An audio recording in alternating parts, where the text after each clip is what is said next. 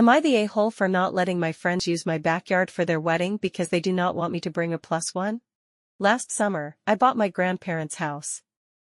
This house was the hangout spot for my friends and I throughout our childhood. This includes my friend Dave. The house has a sizable amount of land, which includes a lake and a gazebo. I was supposed to buy the house with my now ex-girlfriend Leslie. But, going through the process of getting approved to buy, I found out that she has massive amounts of credit card and personal debt that she hid from me throughout our 4 years together. I decided to break up as a result. That was about 6 months ago. I met Leslie because Dave's long-term girlfriend Kim is Leslie's cousin. Dave and Kim are engaged and set to get married in April. When I was buying the house, they asked if they could have the ceremony at the gazebo, which I agreed to do. In December, I started dating again. Leslie has not taken this well at all. She thinks we are going to get back together and has tried multiple times to make that happen. I have told her in no uncertain terms that isn't happening. Dave and Kim have asked me to not bring a plus one to the wedding for Leslie's sake. I have told them that this request is ridiculous. This wedding is happening at my house, using my land, and I am not allowed to bring a date because of a crazy ex? If that is the case, then they need to find a new venue for the wedding. They are pissed about this given the short time frame of when the wedding is supposed to happen. So, we are at an impasse.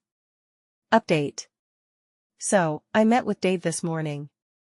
We talked for almost 2 hours about everything. I laid it out that I thought he was, at best, a shitty friend. I went through our long history of various things over the years that has me questioning our friendship. That was the bulk of our conversation. We then turned to the breakup with Leslie and the shit show of the last 6 months. Throughout the last 6 months, despite Leslie's craziness, I have bent over backwards to try and accommodate her feelings. She has shown up to my house in the middle of the night. I did not go for a restraining order. When I go out, I do not go to places I know that her and her family like to go. She has implied to her family and mutual friends, at various times, that I cheated and or that I took advantage of her financially. Neither of which is true at all.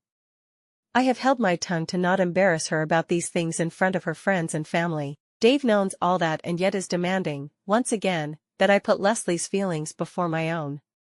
I said, you and everyone need to stop coddling her like she is a FING child. Dave concedes that Leslie has been crazy and ridiculous since the breakup. But, he says, she feels she did not get closure after the relationship. She wants to have an evening where she can talk to you to get that closure.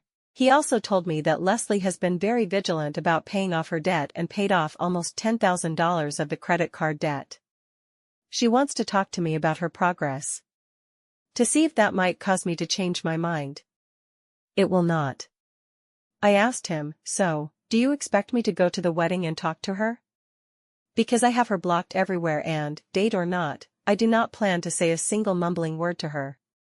He said, I fully expect she would lose it if y'all do not talk at the wedding. I told him if that is the case, then, for the good of my property, I can't have Leslie come. If she is so unstable that I need to be coerced into a conversation with her, she is too unsafe to be a guest, in any capacity in my home. So, I have told him, based on what he has told me, Leslie cannot come to my house or on my land. I am willing to still have the wedding at my place, but I cannot trust Leslie won't do something given what you are telling me. Dave lost it at this point. He said, F you and your shit. I don't need it. So, I said, then the wedding is off. He left. So, that is the state of things. Update. Now that the original date of the wedding has passed, I think it is appropriate. In the weeks following the discussion with Dave from my last update, a number of our mutual friends reached out to me and asked if everything was okay. I ignored these messages and went about living my life. Dave reached out to my grandparents. My grandparents said I need to talk to Dave and figure it out. I ignored them. About a month after my last update, Dave's mom reached out. She said, I hope you are doing well. Can I come and listen to you? I know a number of people what to tell you what they think, but I just want to hear you. I will say as few or as many words as you want. If you do not want to, I completely understand. Her tone and tenor was different than everyone else, so I decided to meet up. We met on the back porch of my house. I told her everything, the breakup with Leslie, including why we broke up, getting the invitation with the +1, the subsequent meeting with Dave and Kim rescinding the +1 because Leslie was upset, and then meeting up with Dave and everything discussed with him and my decision to say they cannot use my property for the wedding. After I explained everything, I was pretty upset. She asked, "Can I give you a hug?" I said yes. She gave me a hug while I cried for a bit. She asked if there is anything I wanted her to say. I asked her for her perspective on everything. She talked about how she did not really know about why Leslie and I broke up. She had heard rumors about me cheating and the like, but she didn't believe them. But she didn't know why we broke up because she thought we were happy and had a good relationship. She admitted she was upset by it because she was looking forward to coming to our future wedding, Dave and I having kids around the same age, and those kids spending time together at her house like Dave and I used to do. But, ultimately she felt it was not her place to say anything since I am a grown man entitled to live my life how I see fit. She said Dave can be a jackass and was being one here. She told me Leslie's behavior was out of line, but she did deeply empathize with Leslie. Dave's mom told me things I did not know about her. Dave's mom's break up with a long-term boyfriend before she met Dave's dad and how for a year and a half, she was an absolute wreck of a person. During that time, she said she did a lot of things she is not proud of and were out of character for her. She told me she dreamed about a certain life she was going to have, and that dream was scattered, and for a year and a half, she would have done anything to get that dream back. So, she cannot judge Leslie, but thinks Leslie needs therapy. We shot the shit for a bit and she then left. For the next couple of weeks, I kept getting calls and texts about what is going on from various people involved.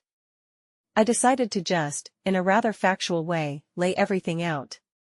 I drafted a mass text message and laid out exactly why the wedding was not happening at my home. I went through everything I had shared with Dave's mom. I also sent an email. I let it be known that if anyone showed up to my house on the original wedding date, I would call the police. After I sent the message and email, a number of mutual acquaintances and friends apologized to me for how they have contributed to the situation. Also, shit apparently hit the fan on the wedding. Dave had lied about our conversation to Kim. He apparently told her he begged and pleaded with me to let them have the wedding on my property. Dave reached out to me to apologize and see if I would be willing to talk. I told him I thought it was best that we do not talk for a while. A lot of people are mad at Leslie and her family is blaming her for the wedding situation. No one showed up to the house on the original day of the wedding. As far as I know, the wedding date is in limbo.